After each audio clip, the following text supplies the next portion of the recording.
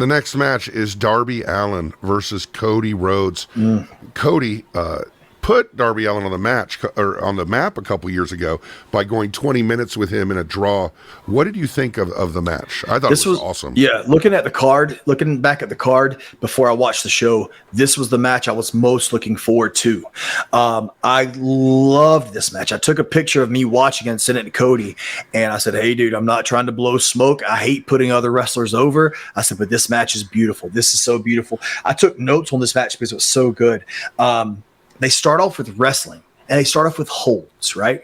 And Cody is your perennial, typical veteran wrestler, and Darby is your underdog, and they play both parts so perfectly and so well.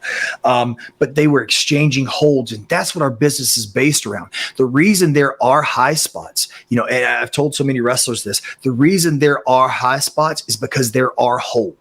Ding, ding, ding, and you start off on a high spot, no one understands it. They may pop for the finish of the high spot, but that's because they're popping for the finish of the high spot. But they still subconsciously don't get it. They're like, oh, why do they just start running? Why do they start moving?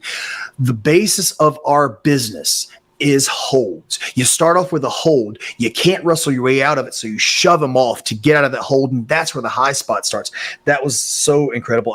Watching this match, dude, I was so impressed still with Darby, but he's matured so much from then. As he's always been very crisp and always been very sudden, with his movements. But his selling was great then at this point, but it's matured so much now to a main event level seller. I can't speak enough about that.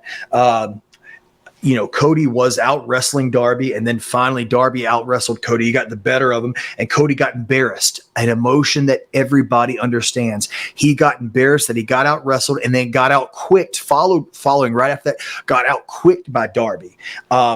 And so they come back and there's the hammerlock on the arm.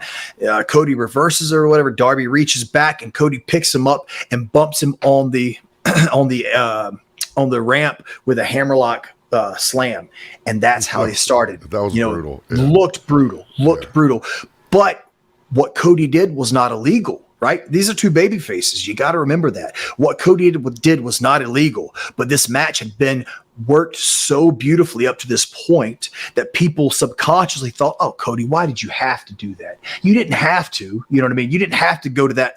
You didn't have to go that low, even though it wasn't a move that was cheating. It was perfectly within the rules. And then Cody completely slows it down and he starts working that arm and grinding the arm with holds, short arm scissors, which you don't see very often because most wrestlers are afraid to put it on because they think there's no way to get out of it. But he grounded Darby with that, but Darby valiantly kept fighting back, but kept selling the arm perfectly. I think watching it back, Arn is great in that coach role, wearing that coach attire. I think Arn, that's what he is meant to do now, I feel like. I thought the match was awesome. I love towards the end when a lot of wrestlers, when wrestlers use multiple pinfalls, because, right. I remember one time working with a wrestler, one time working with Sami Zayn, and I was like, okay, at this point, I think you should hit me with this roll up, and then followed by a roll up, and then I roll you up, and then we do we try to blow each other up with roll ups. He's like, I don't think at this point in the match they're going to buy this with roll ups. We'll buy the roll ups as finishes. And I said, I understand that, man. But the point in the story we're trying to tell now is that at this point in the match, we're doing whatever we can to win.